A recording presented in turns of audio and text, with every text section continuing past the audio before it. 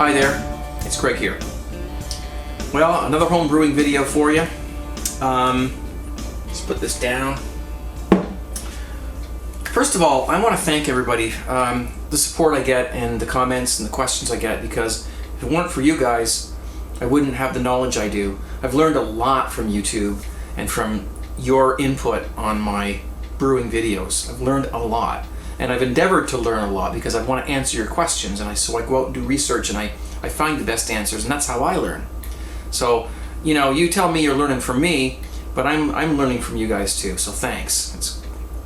It's great. Well, today we're going to do another brew.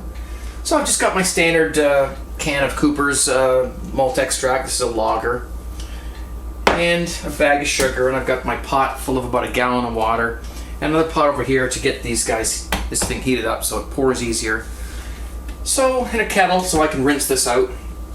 So what's different? Well, you know, you're adding sugar to your beer in order to boost the alcohol, to make the alcohol at the level that you want it to be. But sugar really doesn't have a lot of flavor, does it? I mean, it's just sweet, and once the yeast eats the sugar, it's gone, and there's nothing left except alcohol. So what do you think you want to do maybe to enhance the flavor of your beer at the same time as you're enhancing your alcohol content? Well, there are other fermentable substances out there that you can add instead of the sugar. One of them is the dry malt extract. It's a powder. It's basically a malt extract, but it's a powder form, and when you add that to your beer, it has the sugar in it, but it also has the flavor. Now, supposing you don't have access to the malt extract, or where I live, it's expensive to get the 1 kilogram of malt extract I would need. It's like $18 or $17 or something like that. So I gave up. You know, I don't want to do that. So what else can you add? But one of the things that I want to point out that you can add is honey. Honey is a good alternative to sugar because it actually has a flavor.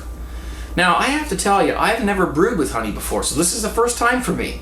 Again, I wanted to share this experience with you guys. I'm going to make it with honey, and then we're going to taste it in a few weeks and see what it tastes like. So this is just 1 kilogram of pure bees honey. This was $8 even. This is expensive too, but not as expensive as the dry malt extract.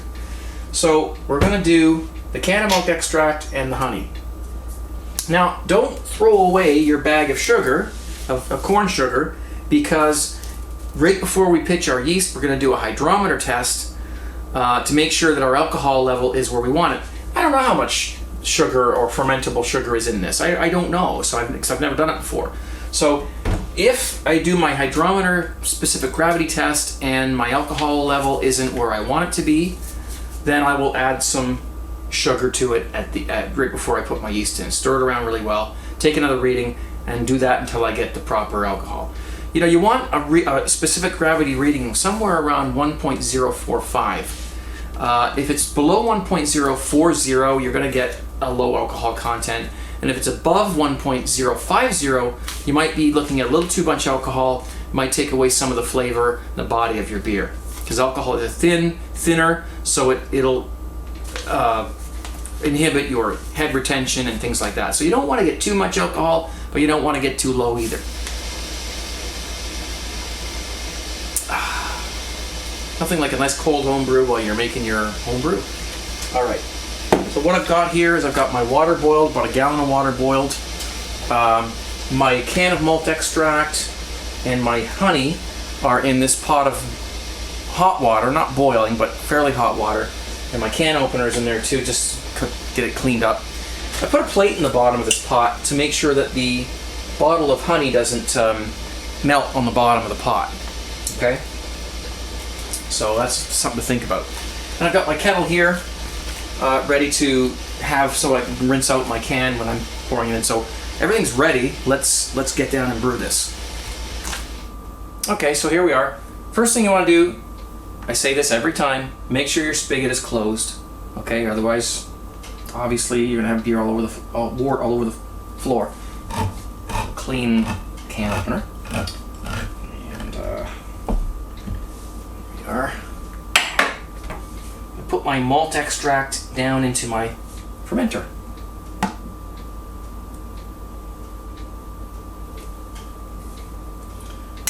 All right, I'm gonna grab my spoon, sanitized spoon, and just try and scrape as much out of here as we can. You know, you've seen this before. I mean, it's the same thing. But there we go. Now, what I'll do now is I got my kettle full of boiled water here. Just gonna pour this into here.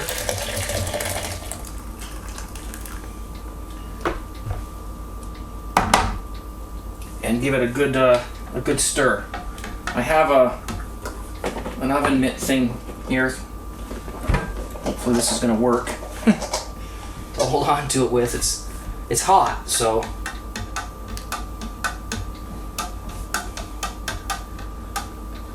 you want to get all this out of here because it's very concentrated, so a little bit goes a long way. All right, there we go. Just turn this around and we'll pour this into our fermenter.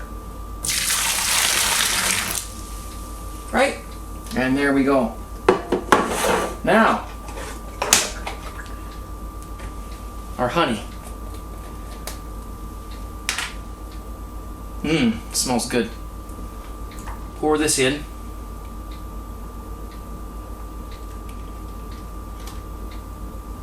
And I guess you could probably put some hot water in here too and get as much out of here as you can. In fact, I'm going to do that.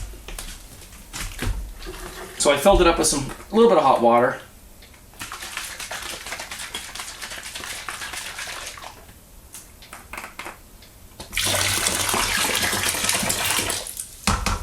Perfect. Now, we've got quite a bit of boiled water in here now as it is. So we don't really need to add too much boiling water. We've got a little bit here we'll just put in.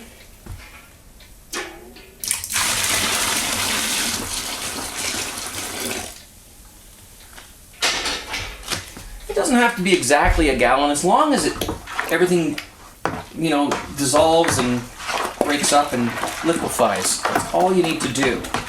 We're going to stir this. Now, we've got a different smell going on here because I've got the honey in here. Okay, so this is new to me.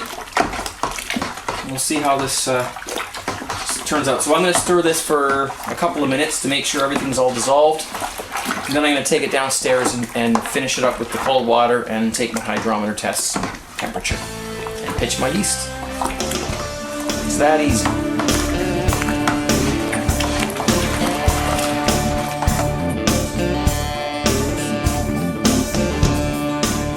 Okay, I've got my wort here where I'm going to be fermenting it, and all I need to do now is add my cold water. Alright. A little hose here. I ran some hot water through this thing for a while, so just sanitize it a little bit.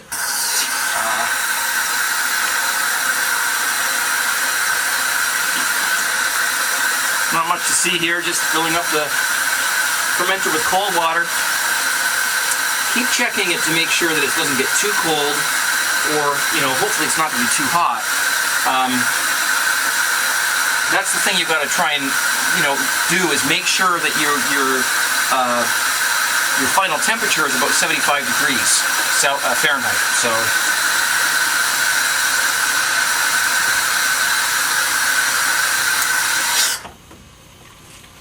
there we are. The 23-liter, 5-gallon mark. I'm just going to give it a good stir. Your temperatures feel good. Not too hot, not too cold. Okay, so with our 1 kilogram of honey, we're going to do a hydrometer test. Now, there's not a lot of foam on here, so I should be able to do a fairly accurate hydrometer test right in here. But if there's a lot of foam, then you can take some out, put it in your little cylinder. Sometimes it's a little hard to get it away from the foam to get an accurate reading, but I'm thinking that I've got about 1.042, and it's going to be about 5% alcohol, which is pretty good.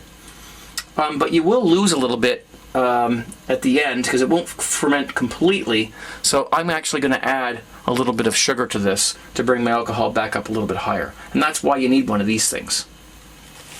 Okay, so I've prepared about 2 cups of corn sugar, which is the normal sugar that I use when, you know, we do the brew. And sugar actually dissolves very easily, so it's okay to add this. I don't know if I would add any honey at this point, or any other kind of a thicker agent, because it might not dissolve at this temperature very well. The sugar will. We're just going to give this a good stir, and then we'll take another hydrometer reading and see what difference that made. That's going to give you about 5.5% alcohol, and that's pretty much where I want it. So now,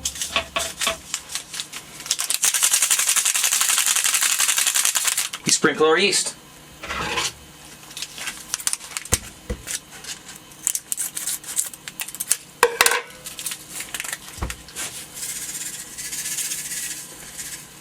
Sort of evenly along the top, but because I'm a stirrer, it doesn't really matter how even it is because I stir my yeast in.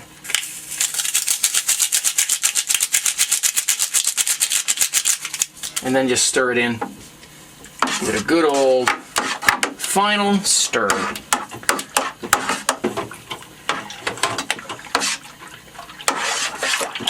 And you know, by stirring your yeast in, it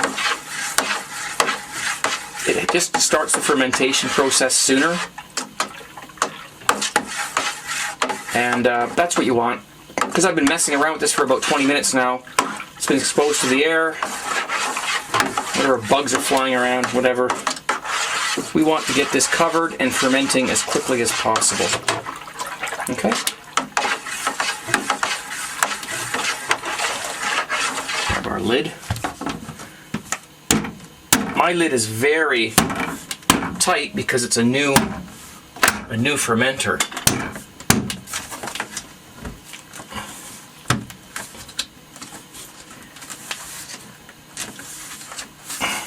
Make sure it's on good. Make sure you got a good seal.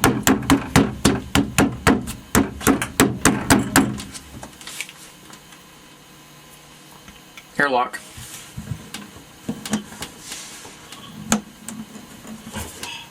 Make sure it's on there good.